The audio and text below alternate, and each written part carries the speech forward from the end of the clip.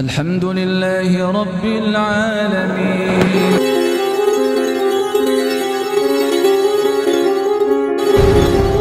Fakhudh ma syi'ta wada' ma syi'ta, maka ambillah hartaku sesuai yang engkau inginkan, dan kalau kau ingin menyisakan, sisakan sebagaimana yang engkau inginkan. Seperti itu loh Pak jawabannya Pak.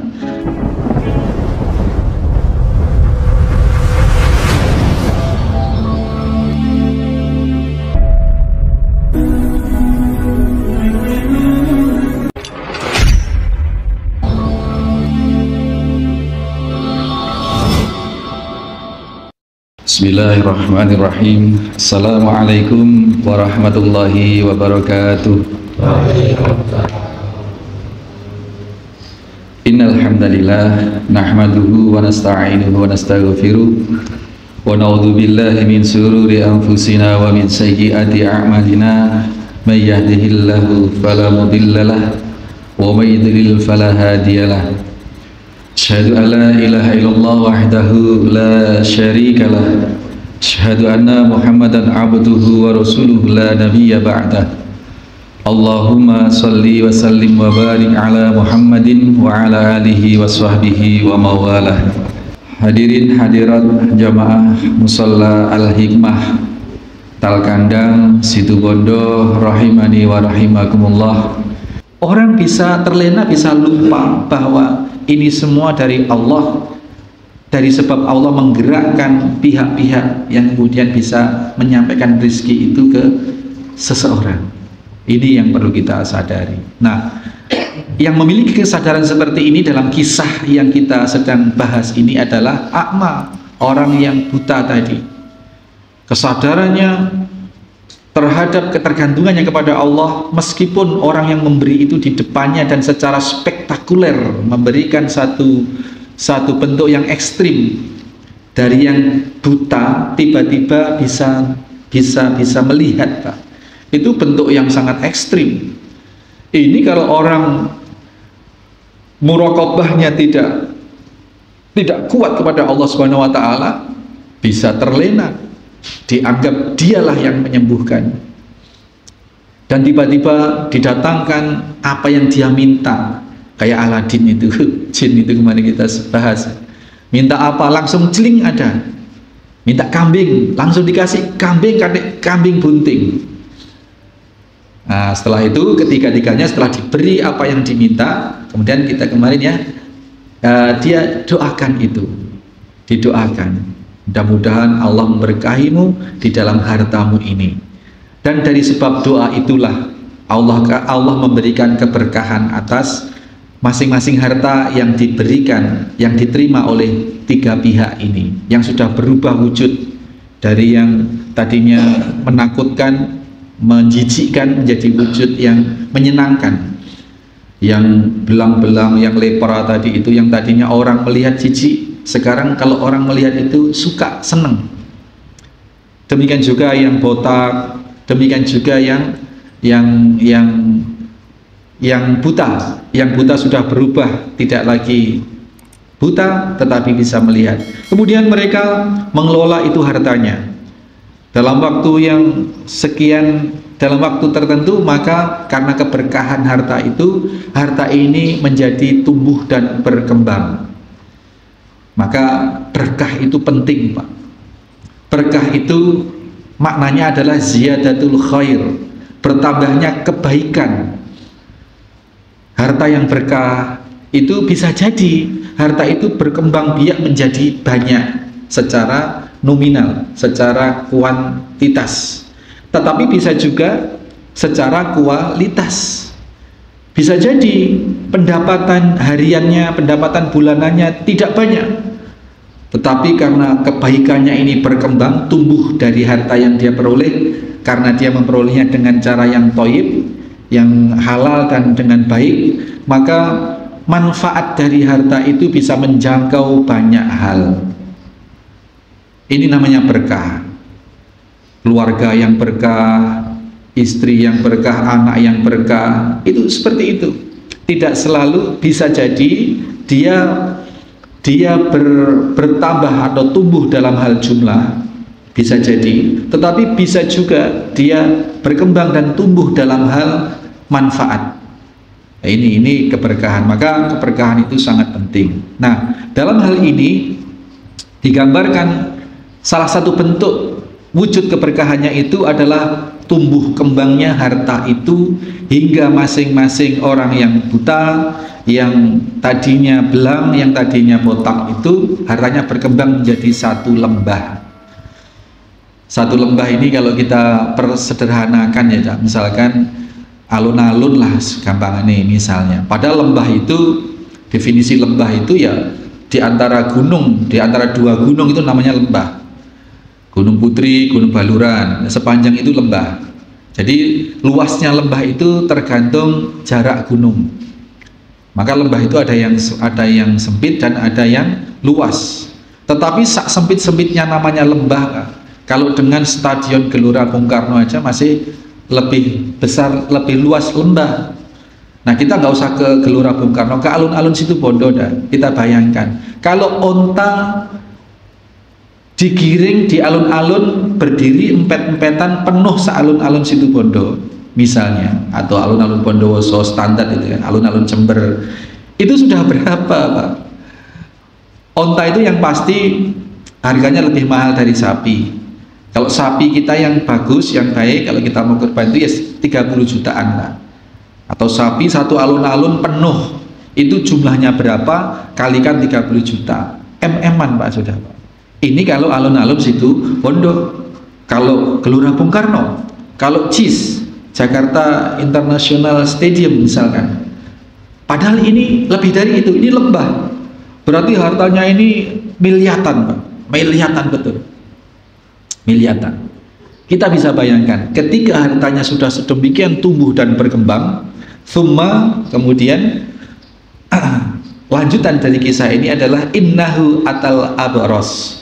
Malaikat itu kembali datang kepada orang yang mantan kusta tadi, mantan belang, datang dalam kondisi yang mantan belang ini sudah menjadi orang terhormat, sudah kaya raya, hartanya sudah, ontanya sudah menjadi satu lembah. Fi suratihi wahai atih, dalam bentuk malaikat ini datangnya sudah dalam bentuk sebagaimana dalam bentuk orang yang belang, sebagaimana orang yang kaya mantan belang ini dahulu kondisinya seperti itu. Malaikat berubah bentuk menjadi orang yang berpenyakitan belang, kusta, datang ke orang kaya yang dulunya sudah sembuh dari kusta. Ini gitu. Faqala, dan malaikat itu berkata, rajulun miskinun, wahai orang kaya, sungguhnya saya ini laki-laki yang miskin. Ya, pengemis lah, katakanlah seperti itu, seperti pengemis. Qadim qata'at bil hibalu fi safari, dan saya sedang kehabisan perbekalan untuk melanjutkan perjalanan saya. Fala balaghali al yauma illa billahi tsumma bik, dan sungguh sudah tidak ada yang bisa menolong saya hari ini kecuali apabila Allah menolong saya. Ini kata-katanya malaikat, kecuali apabila Allah menolong saya, kecuali pertolongan dari Allah, kemudian melalui engkau. Ini prosedur yang benar Pak, ketika kita meminta sesuatu.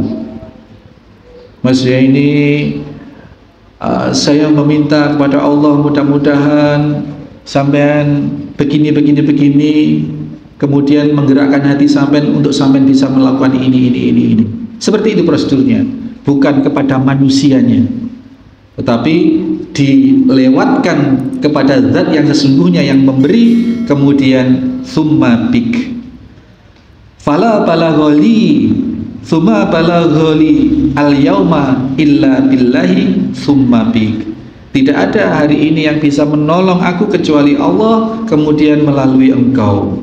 Nah, seperti ini. Kemudian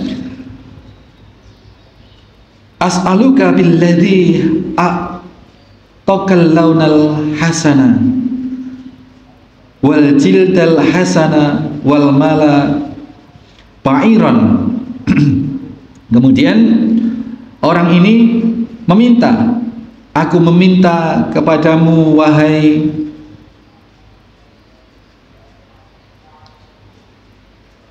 aku meminta kepadamu atas nama zat yang telah memberimu kulit, warna kulit yang bagus dan memberimu kondisi kulit yang baik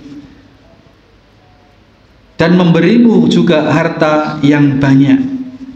Aku meminta kepadamu wahai orang yang atas izin Allah telah dikembalikan zat Allah, zat yang bisa mengembalikan, bisa memberi warna kulit yang baik, bisa memberi kondisi kulit yang baik, dan bisa memberi harta yang banyak. Meminta kepadamu atas nama itu seekor unta saja. Ini ya Pak, kalimatnya kita cermati. Aku meminta kepadamu atas nama zat yang bisa memberi warna kulit yang baik, yang bisa menjadikan kulit yang indah, dan yang bisa memberi harta yang banyak.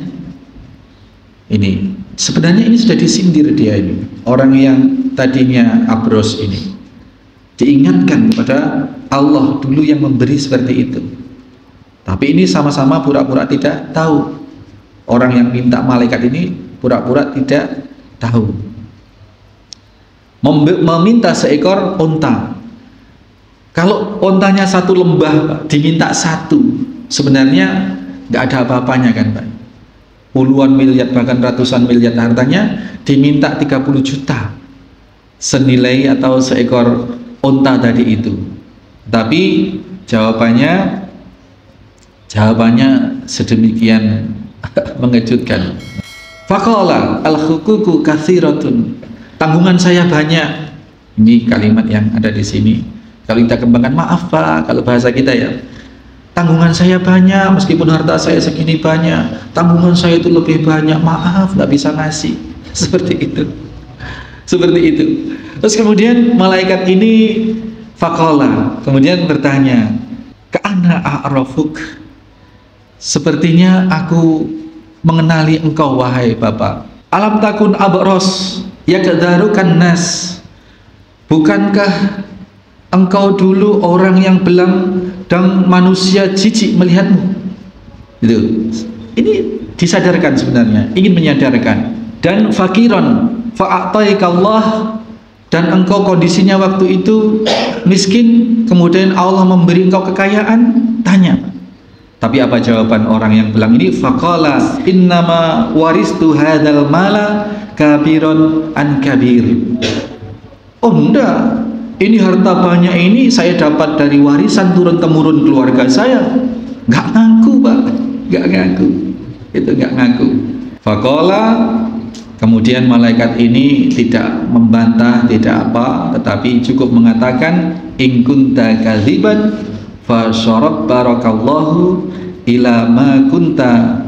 Wahai Bapak kaya, apabila engkau berdusta, maka Allah akan mengembalikanmu dalam kondisi yang semula. Qadarullah Pak. Wallahu alam prosesnya bagaimana? Tiba-tiba pada akhirnya orang ini jadi jatuh miskin dan kondisinya penyakitan seperti semula. Allah alam apakah langsung makcling, untanya hilang semua terus dia jadi belang, sebagaimana ketika dia diberikan kesembuhan dan diberi binatang unta. Allah alam apakah satu persatu untanya mati, kena banjir, kena badai, apakah kemudian seperti itu? Allah alam tidak diceritakan, tetapi di sini kondisi orang ini kembali seperti semula. Kemudian dia datang kembali ke orang yang dulunya itu botak. Pertanyaannya sama, dia jawab dengan hal yang sama, kemudian didoakan dengan hal yang sama, dan orang yang kedua ini sama kondisinya, kembali miskin lagi, kembali botak lagi, dan kembali manusia, orang-orang kembali jijik melihat dia lagi.